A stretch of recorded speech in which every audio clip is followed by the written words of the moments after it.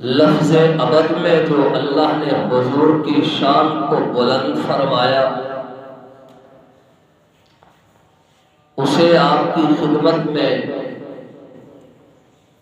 پیش کرنے کی، آپ کو سنانے کی نیت لیے کھڑا ہوں۔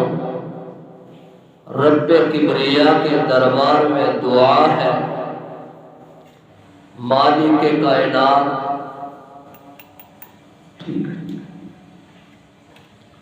مجھے اپنی گنہگار زبان کے ساتھ حق و صداقت پر مبنی گفتگو کرنے کی توفیق عطا فرمائے۔ سننے سنانے کے بعد کریم اللہ ہمیں، مہربان اللہ ہمیں حضور کی شان کو سمجھ کر حضور پاک علیہ السلام کا مطیع و فرما بردار بننے کی توفیق عطا فرمائے۔ حاضرین و ناظرین، ویسے تو روئے زمین کے تمام انسان اللہ کے ہی بندے ہیں،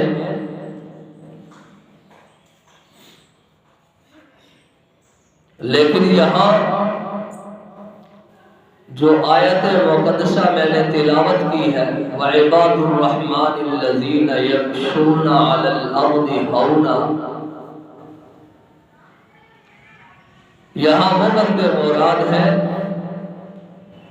جو صحیح معنوں میں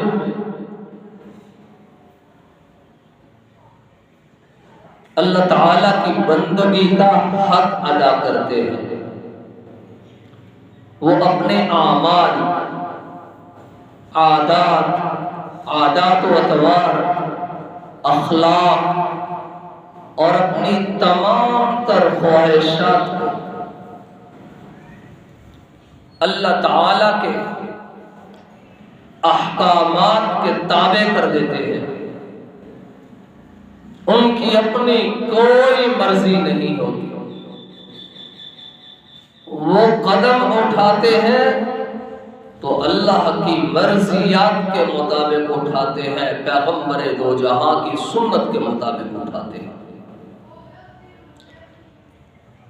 وہ جب بھی زمین پر چلتے ہیں، عجز و انکساری کے پیکر بن کر چلتے ہیں۔ وہ زمین پر جب بھی قدم رکھتے ہیں، عاجزی اور انکساری کے ساتھ رکھتے ہیں۔ وہ جب آگے کی طرف بڑھنے کی نیت کرتے ہیں تو عجز و انکساری کے ساتھ آگے بڑھنے کی کوشش کرتے ہیں۔ مطلب کہ وہ اپنی خواہشات کو دبا چکے ہوئے ہوتے ہیں، اپنی خواہشات کو وہ پیچھے چھوڑ چکے ہوئے ہوتے ہیں۔ وہ فقط اللہ کی مرضیات کو سامنے رکھتے ہیں، خواہشات خداوندی اور اللہ کی چاہت کو سامنے رکھتے ہیں، اور پیغمبر دو جہاں صلی اللہ علیہ وسلم کا طریقہ ان کے پیش نظر ہوتا ہے۔ تو یہاں اس آیت مقدسہ سے وہی لوگ مراد ہیں، اور ان میں اگر آپ تھوڑا زمین کا مطالعہ کریں گے، اللہ کی مرضیات کے مطابق سب سے زیادہ قدم اٹھانے والے اللہ کے نبی ہوتے ہیں، اور نبیوں میں پھر سب سے زیادہ اللہ کی مرضیات کو پیش نظر رکھنے والے حضرت محمد رسول اللہ صلی اللہ علیہ وسلم ہے۔ کوئی نبی بھی اللہ کی مرضیات کے خلاف نہیں چلتا، سب کی شان اللہ نے بلند فرمائی۔ سب وہ عباد الرحمن جو اللہ اور اس کے رسول کی مرضی کو سامنے رکھ کر چلتے ہیں، جو عاجزی کے پیکر بن کر چلتے ہیں، وہ اللہ کے بندے ہیں۔ یہاں ویسے میں نے عرض کیا کہ پوری روئے زمین کے تمام انسان اللہ کے بندے ہیں، لیکن یہاں اس آیت مقدسہ میں سب سے پہلے اللہ نے فرمایا وہ لوگ، وہ انسان یمشون علی الارض ہونا، جب وہ زمین پر چلتے ہیں تو عجز و انکساری کے پیکر بن کے چلتے ہیں، زمین پہ زور زور سے پاؤں مار مار کے نہیں چلتے، اکڑ اکڑ کر نہیں چلتے، سینہ تان کر نہیں چلتے، اور نہ ہی اچھل اچھل کر چلتے ہیں، بلکہ زمین کے اوپر عجز و انکساری کے پیکر بن کے چلتے ہیں۔ یہ ان کی سب سے پہلی نشانی ہے، اور وہ اللہ کے فرما بردار ہوتے ہیں، وہ رب تعالی کی مرضیات کے پیکر بنتے ہیں، اور ان میں سب سے زیادہ انبیاء، اور انبیاء میں سے سب سے زیادہ حضرت محمد رسول اللہ صلی اللہ علیہ وسلم، جو واقعتاً روئے زمین کے ہر انسان کے لیے کامل اور اکمل نمونہ ہے۔ اتنی عزت و انکساری اللہ نے ان کے اندر رکھی۔ تو بہرحال وہ انسان جو اس صفت کے ساتھ متصف ہوتا ہے، اس کے اخلاقیات اچھے ہوتے ہیں، بلند اخلاق کا مالک ہوتا ہے۔ اور نبی رحمت صلی اللہ علیہ وسلم کے متعلق رب کریم نے کیا فرمایا؟ خلقہ القرآن، نبی میرے کریم آقا کے اخلاق قرآن کریم ہے، سارا قرآن کریم میرے آقا کے اخلاق سے بھرا ہوا ہے۔ نون والقلم وما يسطرون ما انت بنعمت ربك بمجنون وان لك لاجرا غير ممنون وانك لعلى خلق عظیم۔ اللہ نے حضور کو خلق عظیم کا پیکر بنایا۔ تو عباد الرحمن میں سب سے زیادہ خلق عظیم والا نبی جو ہے وہ اللہ کا سب سے محبوب بندہ ہے۔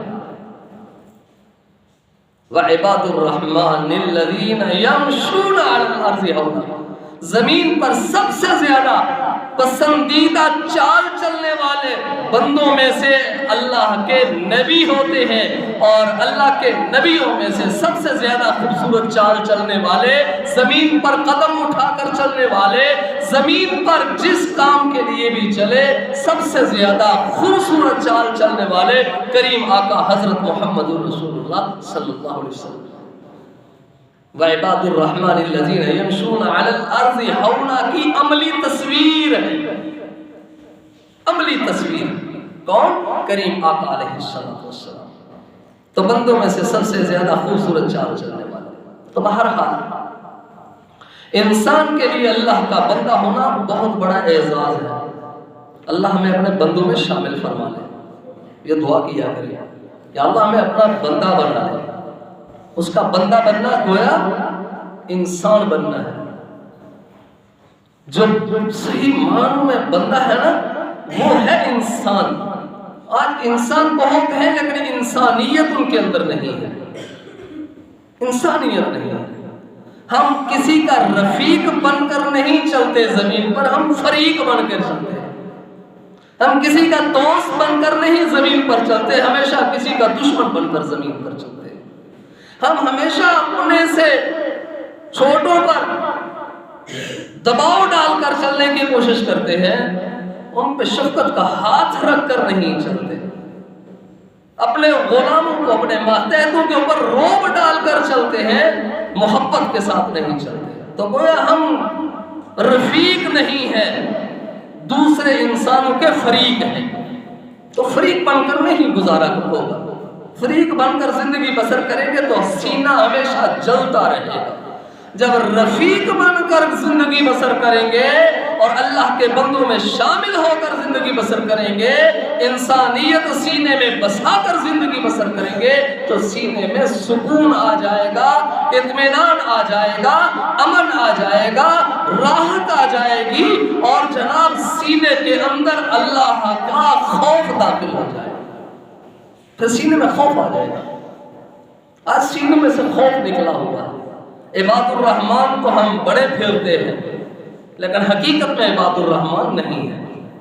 رسول اللہ کی چال چلنا ہوگی، آجزی کے ساتھ، ایسے جیسے بیمار بندہ چلتا ہے، ہر کام ایسے کیا کریں، اکڑ کر نہیں۔ ہاں، اگر اللہ مجھے اور آپ کو طواف کعبہ نصیب فرمائے تو اس کے پہلے چکروں کے اندر خوب سینہ تان کر چکر لگاؤ، طواف کرو، خوب سینہ تان کر چکر لگاؤ، سینہ نکال کر۔ اللہ اور اس کے رسول کا حکم ہے کہ جب آپ کو طواف نصیب ہو جائے بیت اللہ شریف کا تو پہلے چکروں کے اندر سینے کو کھول کے باہر نکال کر جوانوں کی طرح چل کے دکھاؤ، تاکہ کافروں کو پتہ چلے۔ وہاں مسلمان کو نہیں دکھا رہا سینہ، وہاں کافروں کو دکھانا ہے کہ ہم سب ایک ہیں۔ جیسے یہاں پر ہم ایک ہیں ویسے ہی پوری دنیا پہ جب ہم پھیل جاتے ہیں تو ہم سب ایک ہیں، ہم متفق ہیں۔ وہ ایک الگ مسئلہ ہے کہ آج ہم متفق نہیں ہیں، متحد نہیں ہیں، ہمارا شیرازہ بکھرا ہوا ہے، ہم عباد الرحمن ہیں ہی نہیں۔ جو حقیقی عباد الرحمن ہے، وہ حقیقی عباد الرحمن کون ہے؟ یمشون علی الارض ہونا، جب وہ زمین پر چلتے ہیں تو ان کی چال کو دیکھ کر ہی پتہ چلتا ہے کہ یہ اللہ کا بندہ ہے، یہ نبی کا امتی ہے، پھر پتہ چلتا ہے۔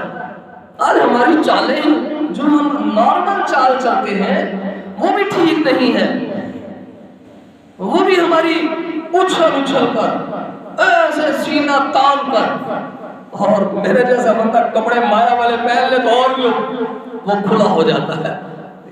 تو ایسا نہیں ہونا چاہیے، ہمیشہ عاجزی ہو ہمارے اندر۔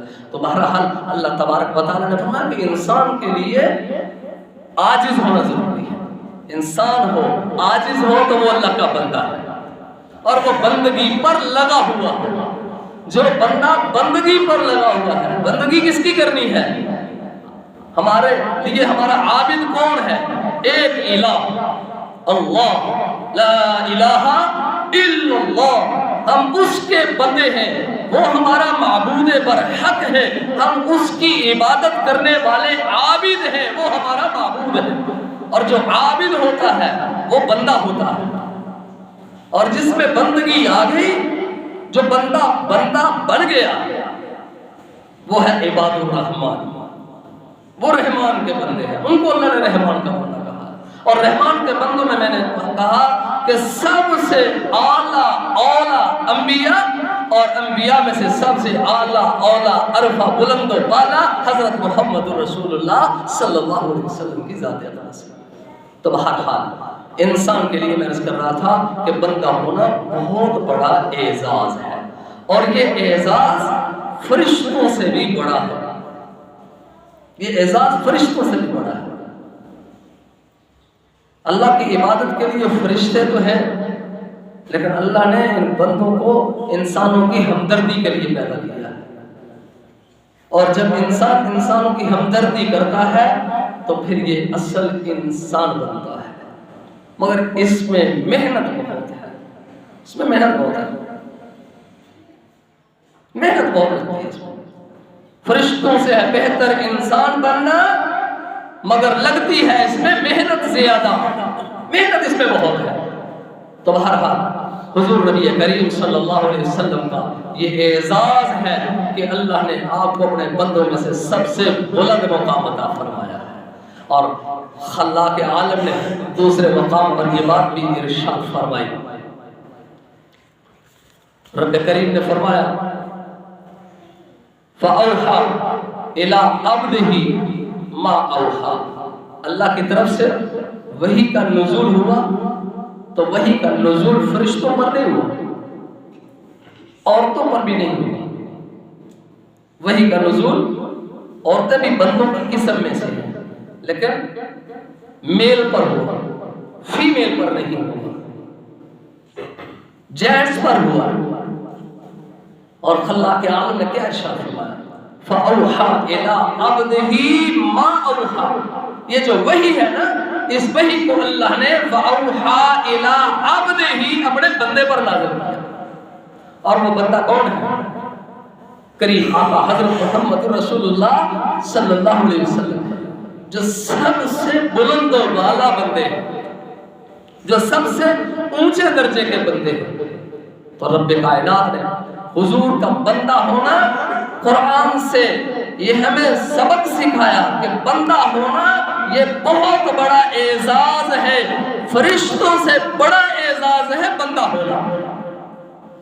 فَأَوْحَى إِلَىٰ عَبْدِهِ مَا أَوْحَىٰ، رب کریم نے اپنے پاک پیغمبر حضرت محمد رسول اللہ صلی اللہ علیہ وسلم کو بندہ بنا کر دنیا میں مبعوث فرمایا، پیدا کیا، اور فرمایا کہ فَأَوْحَىٰ إِلَىٰ عَبْدِهِ، جو وحی کا سلسلہ ہے وہ بھی میں نے اپنے بندوں پر جاری کیا ہے۔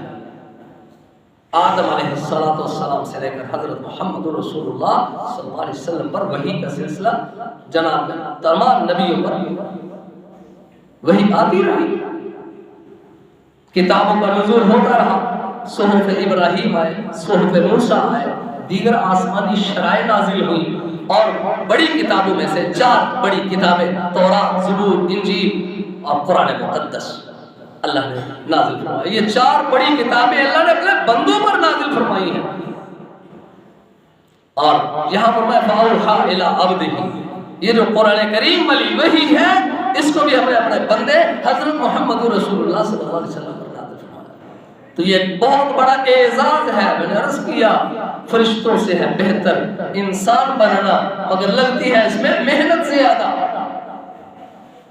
تو بہرحال قرآن کریم دوسرے مقام پر رب کائنات نے ارشاد فرمایا تبارک الذی نزل الفرقان علی عبدہ، تبارک الذی نزل الفرقان، بڑی بابرکت ہے وہ ذات، تبارک الذی، وہ ذات بڑی بابرکت ہے، نزل الفرقان، جس نے نازل کی فرقان۔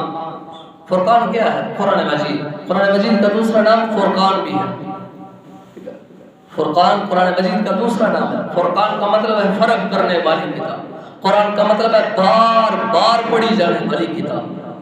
تو فرقان فرق کرنے والی، یہ حق و باطل میں فرق کر کے رکھ دیتی ہے، کفر و اسلام میں فرق کرتی ہے، منافقت اور شرک اور کفر میں اور ایمان میں فرق کرتی ہے، فرما برداروں اور نافرمانوں میں فرق کرتی ہے، اللہ اپنے اور بیگانوں میں اسی کے ذریعے سے فرق کرتا ہے۔ اور کل قیامت کے دن بھی اللہ تبارک و تعالیٰ یوم الفرقان بھی اس کو کہا جاتا ہے، قرآن یعنی قیامت کے دن کو یوم الفرقان اسی لیے کہا جاتا ہے کہ وہاں اس دن بھی حق و باطل والوں کے درمیان فرق ہو جائے گا، وہاں مجرموں اور فرما برداروں کے درمیان اللہ فرق کر دیں گے، جدا جدا کر دیں گے۔ وَامْتَازُوا الْيَوْمَ أَيُّهَا الْمُجْرِمُونَ، مجرموں کو الگ کر دیا جائے گا، اللہ اپنے فرما برداروں کو الگ فرما دے گا۔ اس لیے فرمایا تبارک الذی نزل الفرقان، یہ جو فرقان نازل کیا ہے نا کس نے؟ تبارک الذی، برکت والی ذات نے۔ یہ جو برکت والی ذات اللہ کی ذات ہے، اللہ کی ذات نے یہ جو فرقان قرآن مجید نازل کیا ہے، اللہ پاک فرما رہے ہیں علی عبدہ، اس کو ہم نے اپنے بندے پر نازل کیا ہے۔ حضور کا یہاں پر بھی دیکھ لیں کہ اعزاز اللہ بتا رہے ہیں کہ اعزاز روئے زمین پر بڑا اعزاز ہے اور بہت بڑا اعزاز ہے۔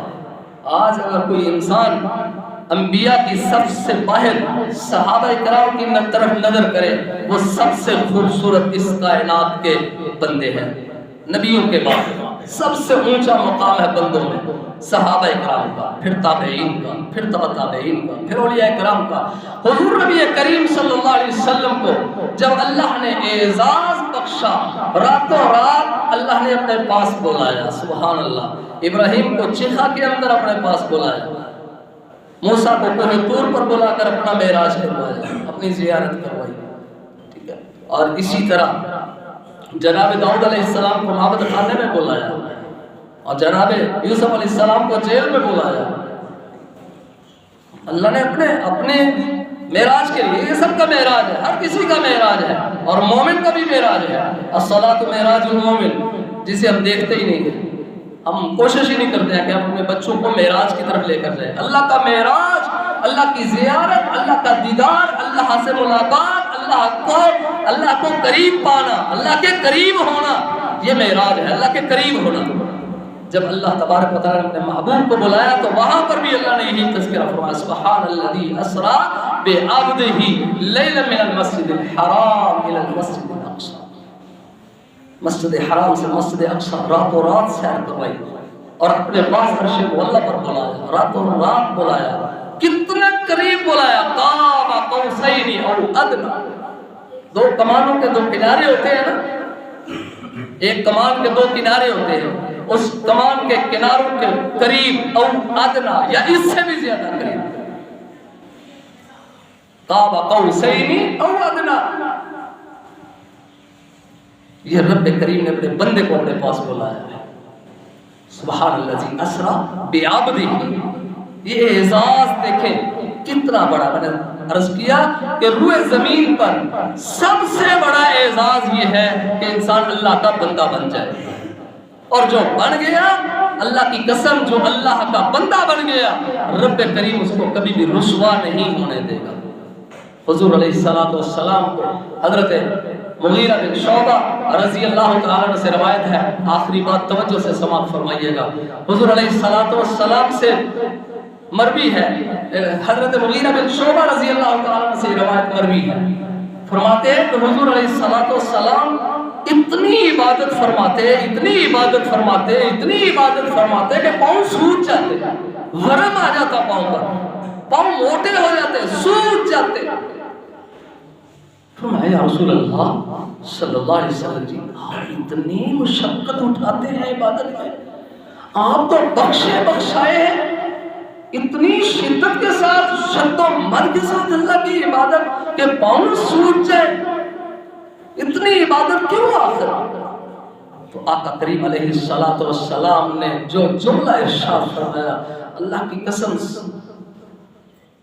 سونے کی تاروں سے لکھنے، اگر اس سے بھی کوئی قیمتی دھات ہے اس کے ساتھ لکھنے کے قابل، رسول اللہ صلی اللہ علیہ وسلم نے فرمایا افلا اکون عبدا شکورا۔ اور سوال کرنے والے، مجھے یہ کہنے والے، سن، کیا خیال ہے تیرا میں اپنے اللہ کا شکر گزار بندہ نہ بن جاؤں؟ میں اللہ کا شکر گزار بندہ، افلا اکون عبدا شکورا، میں اللہ کا شکر گزار بندہ نہ بنوں؟ یعنی عبادت میں اتنا انعامات بخشے بخشائے ہونے کے باوجود ذرا نبی رحمت صلی اللہ علیہ وسلم کے جملے پر غور فرمائیں کہ حضور فرما رہے ہیں افلا اکون عبدا شکورا، میں اللہ کا شکر گزار بندہ نہ بنوں؟ اور ہمارا حال ذرا ہم اپنے گریبان میں جھانکیں، ہمارا حال کیا ہے؟ ہم کس اسٹیج پر کھڑے ہیں؟ ہم کون کون سی اپنے اندر غلطیاں دیکھ رہے ہیں، ہمیں نظر بھی آ رہی ہیں، اور عبادت ہماری کیا ہے؟ 0-0-0۔ ہماری عبادت 0-0-0 ہے، لیکن حضور بخشے بخشائے ہیں، گناہوں سے پاک ہیں، معصوم عن الخطا ہیں، اللہ نے پاک مبرہ پاکیزہ پیدا بھی فرمایا اور پاک پاکیزہ مبرہ دنیا سے اپنے پاس بھی بلا لیا، لیکن جانے سے پہلے ہمیں بتا دے افلا اکون عبدا شکورا، میرے بندو کیا خیال ہے کہ میں اللہ کا شکر گزار بندہ نہ بنوں؟ اگر مجھے اللہ نے بخش دیا ہے تو کیا خیال ہے میں اللہ کی عبادت ہی نہ کروں، اللہ کا شکر بھی نہ ادا کروں؟ میں اللہ کا شکر ادا کرتا ہوں۔ اور بتائیں ہمارے پلے میں گناہ کتنے ہیں اور ہم عبادت کتنی کرتے ہیں اور شکر کتنا ادا کرتے ہیں؟ لمحہ فکریہ ہمارے لیے، ہم کتنا شکر ادا کرتے ہیں دن میں؟ 5 وقت اللہ ہمیں اپنے پاس بلاتا ہے، میرے بندے میرے پاس آ جا، حی علی الصلاۃ، حی علی الفلاح، نماز کی طرف آ جا، تیری کامیابی اسی میں ہے۔ حی علی الفلاح، پہلے کہا حی علی الصلاۃ، آ جا نماز کی طرف، حی علی الفلاح، تیری کامیابی اسی میں ہے، اسی میں تیری کامیابی ہے۔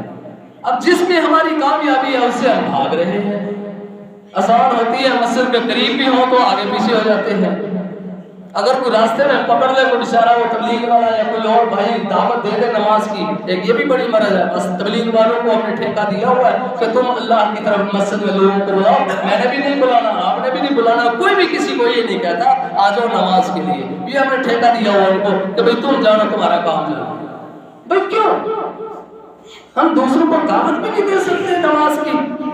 ہم اتنے گئے گزرے لوگ ہو گئے کہ راستے میں آتے جاتے ہوئے دیکھ رہے ہیں کسی کو کہ نماز کی دعوت دے دو، بھئی آجو نماز کا ٹائم ہو گیا، نماز پڑھتے ہیں، بھئی وہ آپ کی دعوت پر آ گیا، اللہ کی قسم مقبول نماز کا ثواب آپ کو مل جائے گا، اور اگر وہ نہیں آتا تو دعوت کا ثواب تو مل گیا نا۔